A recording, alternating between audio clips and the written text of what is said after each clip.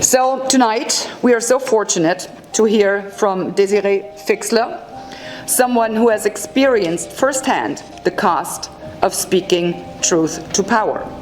Desiree is a free speech activist. She is no stranger to power. As a former group sustainability officer at the DWS, the asset management arm of the Deutsche Bank, she operated at the highest level of global finance. Desiree saw this from the inside. She exposed the hypocrisy and empty promises behind ESG investing, revealing how major firms were misrepresenting their sustainability claims while profiting from the illusion of corporate virtue. Desiree's story is not about saving ESG from corruption. It is about revealing ESG as corruption. It is about how those who claim to fight for progress actually use that claim to consolidate power. It is about the growing tension between those who believe in open discourse and those who seek to control it. But here's what's so important, what makes the difference: self-reflection. The ability to rethink things. And by the way, it happened to me.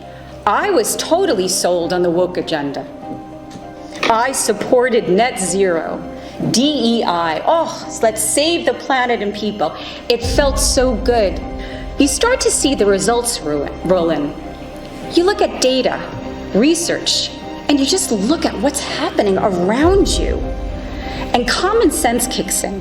From lockdown to a doubtful COVID vaccine to censorship, all of our affordability issues, to open borders, and you start to what's called red pill. You wake up. And for me, I woke up and I could see I was wrong. I was misguided. So while I mentioned that I was part of this whole woke movement, I achieved my dream job. I was the chief sustainability officer at Deutsche Bank's roughly $1 trillion asset manager.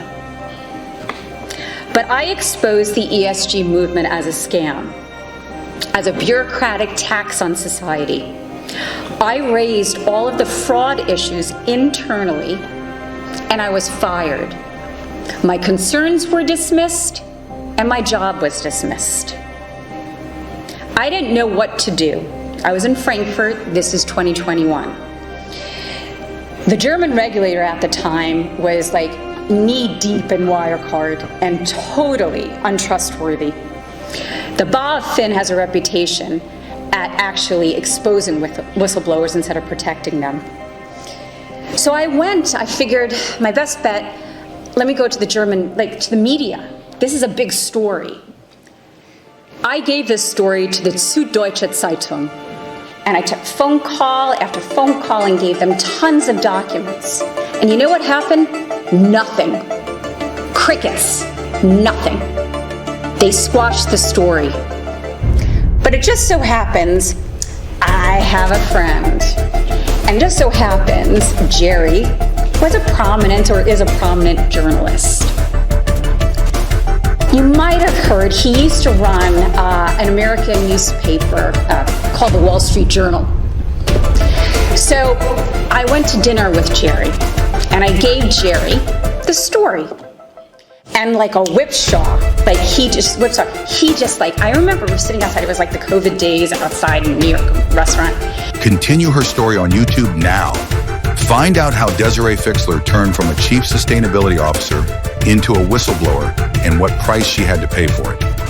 Find out how she recognized the woke agenda as a global scam, how she freed herself from the woke mind virus by taking the red pill, and why she is now an activist fighting resolutely against censorship and for the freedom of speech.